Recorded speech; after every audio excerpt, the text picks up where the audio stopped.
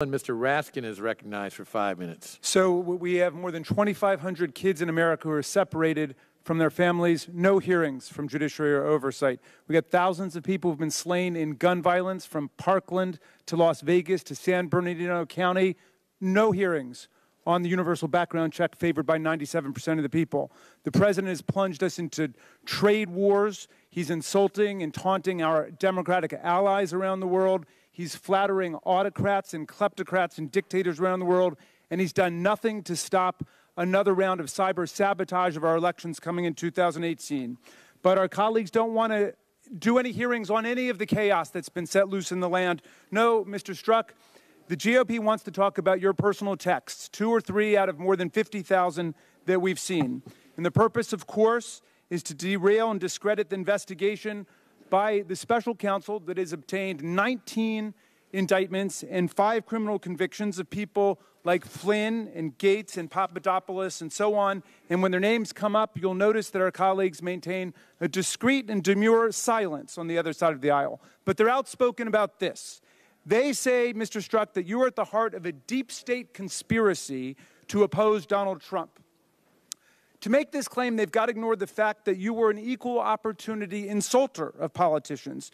You had choice negative words for Democrats and independents, like Bernie Sanders, who you called an idiot, like Donald Trump, Hillary Clinton and Martin O'Malley, who you called a freak show. That's not very nice, but hey, there's a First Amendment here in America, and you can still insult government officials without being thrown into jail or held in contempt of Congress, at least by our side of the aisle. There are no kings here, and we have freedom of speech, the right that is cherished by the people and feared only by tyrants. But my colleagues have insisted on making a conspiracy theory out of your pillow talk texts.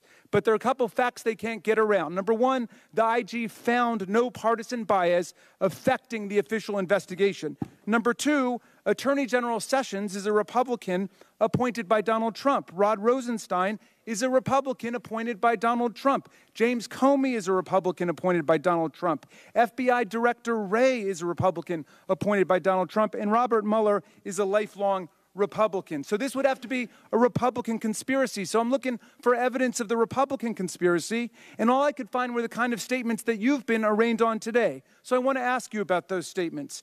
In the spring of 2016, Senator Ted Cruz called Donald Trump a, quote, sniveling coward, a pathological liar, and a serial philanderer. Was this attack on Trump by Senator Ted Cruz a coordinated part of a deep state conspiracy that you organized? No. On August 8th, 2016, Senator Marco Rubio said Donald Trump was, quote, unworthy of being our president. Was this attack part of a deep state conspiracy that you organized? No. In October of 2016, Speaker Paul Ryan said, I am not going to defend Donald Trump, not now, not in the future. Was this fleeting outburst of moral courage part of a deep state conspiracy that you organized? No. Former Secretary of State Rex Tillerson called Donald Trump a moron. Former EPA Administrator Scott Pruitt said he's an empty vessel when it comes to the Constitution. Steve Bannon said he's like an 11-year-old child. General H.R. McMaster referred to Donald Trump reportedly as a dope and an idiot with the intelligence of a kindergartner. Karl Rove called him a complete idiot. Representative Duncan Hunter said he's an a-hole, but he's our a-hole. And the director of the National Economic Council, Gary Cohn, reportedly sent out an email describing Trump as an idiot surrounded by clowns. Were all of these vituperative, negative characterizations of Donald Trump part of a deep state GOP conspiracy engineered by you and your friends? No. Were any of these statements part of a conspiracy you organized? No. Now, although this conspiracy does appear to be overwhelmingly Republican, if it exists, balance compels me to ask you about my hero, Bruce Springsteen.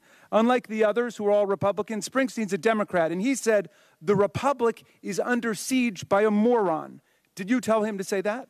No. Was it part of a deep state conspiracy to criticize the president? No. Mr. Strzok, this hearing has been a circus and a kangaroo court run in banana Republican fashion. And I believe that some of my colleagues have disgraced themselves today in their attack on the FBI and the justice system of America. How can we recover from the hole that has been dug here today?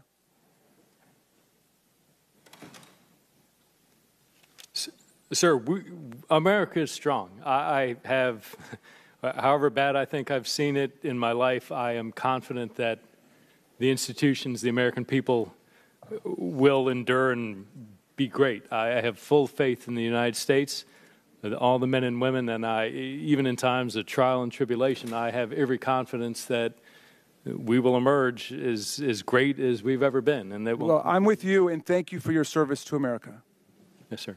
The chair.